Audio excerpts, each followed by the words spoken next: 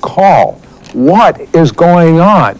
Lisa Bevere, you look so calm and peaceful and relaxed. Tell me the worst moment of anger and rage in your life. You know, we alluded to it at the beginning of the show. I think people that have problems with rage and anger will continue in that until it costs them something.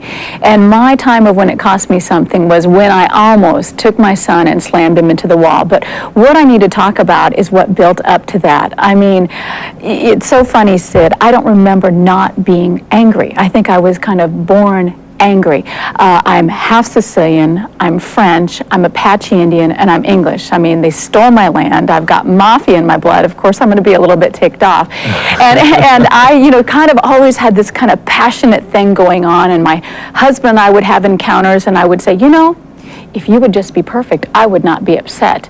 So it's imperfect people that make me mad. I don't have a problem with anger, and I would never really admit to having this issue. It's always the other person. That's right. If they were not, and that's why we have so much divorce, and because if they'll change, everything is fine. That's right. I'm perfect. If this person hadn't tried to cut in front of me in the checkout line, I wouldn't have had to beat them up when they were, you know, trying to cut in front of me. If everybody else is perfect, and everybody else leaves me alone, and when we don't take responsibility, then we continue in something until we finally have an encounter where we have to face the truth. And that became the major issue for me. And I had one son for a while, and then I had my second child. And when I had my second child, my life changed. I mean, one child is an accessory. You take it out, dress it up, it behaves well. When I had my second son, I thought, what have I done? I will never get anything accomplished for the rest of my life. I'll never brush my teeth before noon. And my husband would come home every day from work and see me and see this household and see the babies and say, what did you do all day? And I'd say, I don't know. I haven't watched TV. I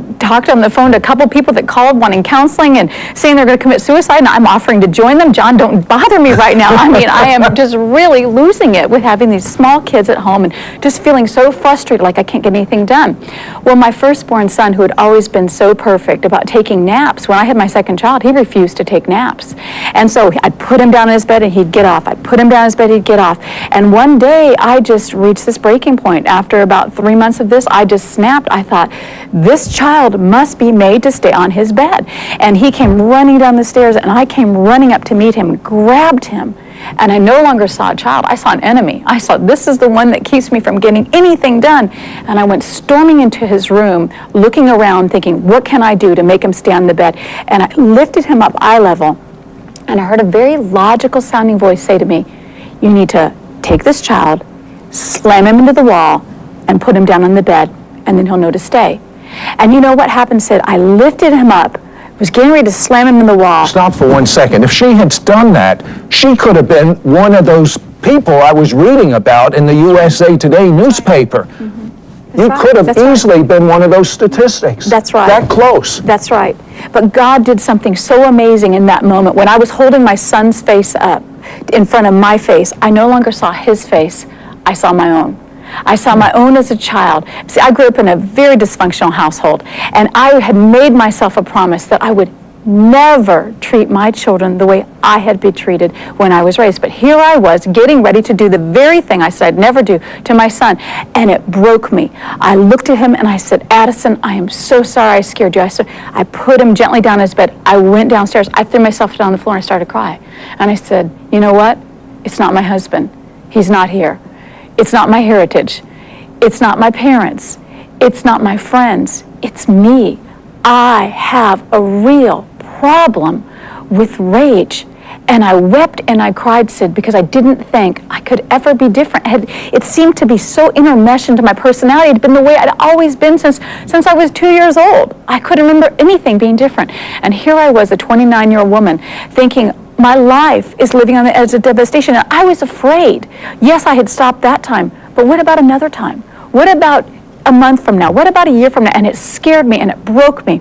And I wept and I cried until there was just nothing left and a stillness settled over me. And when that stillness settled over me, I heard the Spirit of God say to me, because you're no longer justifying this anger, I'll take it out of your life.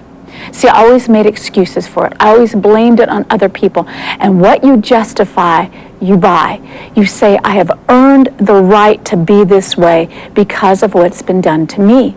And you know what? Everybody has gone through a lot of pain. It is hard to find a functional family anymore. It is. You know, you used the term that you were dysfunctional. Absolutely. In other words, your family wasn't functioning the way it was supposed to function. However, she then made a statement: just about everyone's family is not functioning. Everywhere, but my parents were divorced twice. My father is an alcoholic, and I grew up with rage. And a child will learn what they live, and it's what I had always seen. It's what I had always experienced. And you know what? You probably said at one point, "I'm never going to be like my father." Absolutely, but you know, we are destined to repeat what we don't forgive in our parents. And you know, I resented the fact, because I'd go to other people's houses and think, wait a minute, they're not all screaming and yelling and shoving and, you know, this kind of tension in their house.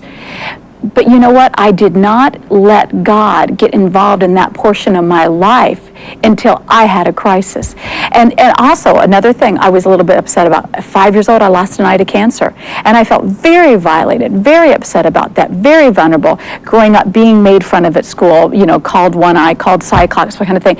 Being very self-conscious. And so those two things was just like a pressure cooker inside of me. And just a little aside, I'm curious. Did you have fear of death when, as a 5-year-old, you had cancer in the eye? You know, this is strange. I had this kind of mindset. I thought everybody was wrong. I thought I shouldn't even had lost the eye. I thought that they had misdiagnosed me. I was in a denial kind of mode. That's the way I did. So no, I didn't fight the fear of death. But I was definitely felt like my parents should have protected me, that they shouldn't have allowed that eye to be taken out. I didn't understand that they had done that to protect me, to prevent me from dying at that point. But no, I had a lot of unresolved anger and not having the skills. I mean, we all get upset, but we need to know what to do with when we get upset. You've got to have the skills that you need, that when you come into conflict with a person or a situation that you feel like you can't control, you don't get out of control. And that is what happens when people have problems with rage. If they come into conflict with somebody and they feel like they cannot control the situation, they make everything become out of control and chaotic, so they're the only person in control. That's what they do. They have a controlling method of that way. And I was constantly living under that, and then I propagated that in my household. My husband says that when I was upset, all the animals in the whole area would run away. I broke plates. I broke windows. I threw things. I called names. You broke windows? Tell me. One time my husband and I were having a major disagreement, and I decided I wasn't going to talk anymore because I was so afraid if I was going to open my mouth, I would not be certain to be able to retrieve the words I said. And so I was washing a dish, and he decided, okay, I can't persuade her to talk, so I'm going to try to provoke her. And he said something that worked, and all of a sudden, before I knew what I had done, I took the plate that was in my hand, and I frisbeed it at his head, and he ducked, missing decapitation, and it went out, shattering the picture window of our apartment. And my husband just looked at me and said, I cannot believe you just broke that window. And I said, I can't either. I don't even know how that plate got airborne. And see, when you have a problem with rage, you will live in a constant state of regret, wishing you hadn't said things that you said, wishing you hadn't done things that you did. And when you have a problem with rage, you create an atmosphere of suspicion and distrust where there should be intimacy and trust. And most people that have a problem with rage, they have learned how to contain it at home. They do it. At work, they don't. They save it for at home, for their loved ones. They save it for the people that they care about the most. That doesn't even make sense. The people that you love the most, you let out your frustrations, I guess because they're the only people you can let it out with. Well, the only ones that we've been able to get away with letting it out with. But you know what? It is creating an entire dysfunctional society. We have a whole society that is living in fear and living in terror. You know, anger is rooted in fear. And these people feel like somebody has cheated them, somebody has mistreated them, and they are going to get their payback. And you know what's so interesting is anger actually means momentary displeasure.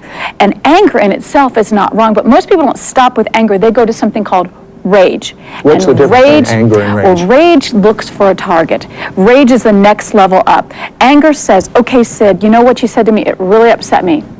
And I'm displeased, but I'm going to turn away from you for a moment. I'm going to say, what is important here? Why am I upset? So I can be reconciled to you. Rage says, all right, you upset me. I'm going to hurt you. I'm going to make you pay for what you did. Rage is punitive.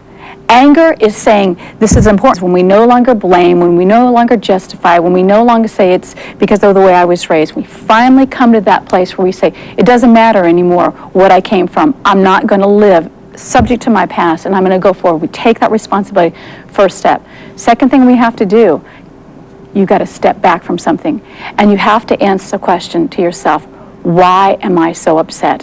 What is it that is so upsetting to me? You've got to step back from what's going on, take that moment to reconnect, and be slow to speak, quick to listen, and slow to wrath. Just slow it down. Number 3, you've got to learn from your mistakes. You don't beat yourself up with it. Most people, when they make mistakes, they just constantly beat themselves up with it, and then they constantly make excuses, and they justify it. You've got to learn from your mistakes, and you've got to own up to them, which means you have to confess it. Most people, they apologize. I say, Sid, I'm really sorry I said that to you, but you really upset me when you said such and such. An apology is actually the defense of something. Confession is totally different than an apology. Confession says, I'm sorry, I was wrong. I should never have said that. I should never have done it. It takes it all off the other person, and it gives you the total place where you are no longer a victim, but you become a victor. You ownership of what's going on. But what about the fact that that other person has triggered your anger and rage? That if that other person didn't do that, you would have been triggered. How do you handle that? Well, we just have to realize. You tell the other person you better say you're sorry for what you did? Well, that's what I did for years, and it didn't work. All you can really do is take care of yourself. And what you have to do is you have to say, I'm going to take responsibility for my response. I'm not going to say, Sid, you made me do that. I'm going to take responsibility for my response. And when you take responsibility for your response, then you start to realize, what is it that's really upsetting me here? Because usually what you're reacting to is not really what you're upset about. Usually you're upset about something at a much deeper level. I had some issues, and I'm going to talk about this in a minute, that I would react to my husband in disagreements and fights because of a deeper level issue that had really nothing to do with what my husband and I were going on right there, but it reminded me of something deeper. Also, you've got to learn to say things so that you can be heard. And if you want to be heard when you talk to somebody, you have to say it the way you would want to hear it. It's that simple. If you want to be heard, say it the way you'd want somebody to say it to you. And you've got to just, be able to respect other people. Slow down. And then you've got to, I believe you've got to involve God in it. Because we live... Without God being involved in it, would you have gotten out of the mess you were in? No, because I think the guilt would have been so heavy on me that I think only God can be the one that steps in and says, I know what you almost did, and yet I love you, I forgive you. The Bible says when we confess our sins, God not only forgives us, but He heals us. And I needed a healing because, see, there's broken parts in people's lives. That's why they do these things, that they need a healing if they're going to ever be able to be constructive with disagreements and conflict. And so God did that for me, and I want to kind of share that with you. My husband and I, we would have disagreements. And I would always store everything forward with him. And so when we fought, we didn't just fight about that, but we fought about everything forward. But there was always, I kept a distance from my husband, I kept him at arm length. And he would say to me, why Lisa, did you keep him at arm length? Well, he would say, I feel like you do that to me. And I didn't know why. Until about a few years ago, I had an encounter that I realized why. My father, as I mentioned, is an alcoholic. Right. And I love my father. And I wanted my children to experience the parts that I had remembered about my father and childhood. And I would bring my kids down every holidays, and we'd get to spend time with him. Usually he'd be drunk, but this time we were so excited, and we told him we were coming. We were thinking it's going to be different. We drove down a couple hours, loaded up the kids, and it was pouring down rain. We get out of the car, we knock on his front door, there's no answer. We go around to the back door, and there's a little sign on the window, and it says, sorry, I had other plans. That must have crushed you. It devastated me. I cried, I came back to the car, I was embarrassed, I was shamed in front of my children. They didn't understand why Grandpa... To be free, you may not be in prison right now, but are you free? Lisa, I must ask you this question. This was a lifelong, chronic problem of anger leading to rage. Mm-hmm. How are you today? Oh, it's been 11 years since I had my second son, and I'm a totally different person. My husband said he'd be more than happy to travel with everybody and testify because he is, of most people, the most happy. But, I'm sure. But, what you said a lifelong thing. Rage is a habit. And a habit is something that we do without thinking. And the way you like have driving, it's automatic. Right, exactly. The way you have to break that hold is you have to undo a habit. And you have to undo habits the same way you form habits, which is 1 day at a time, 1 hour at a time, 1 minute at a time. That's why we have to think before we talk. I think if people don't have encounters where they can say, God, you know what, I need you to go in to those places that are bleeding and wounded in my life and heal those areas so that I can process things differently.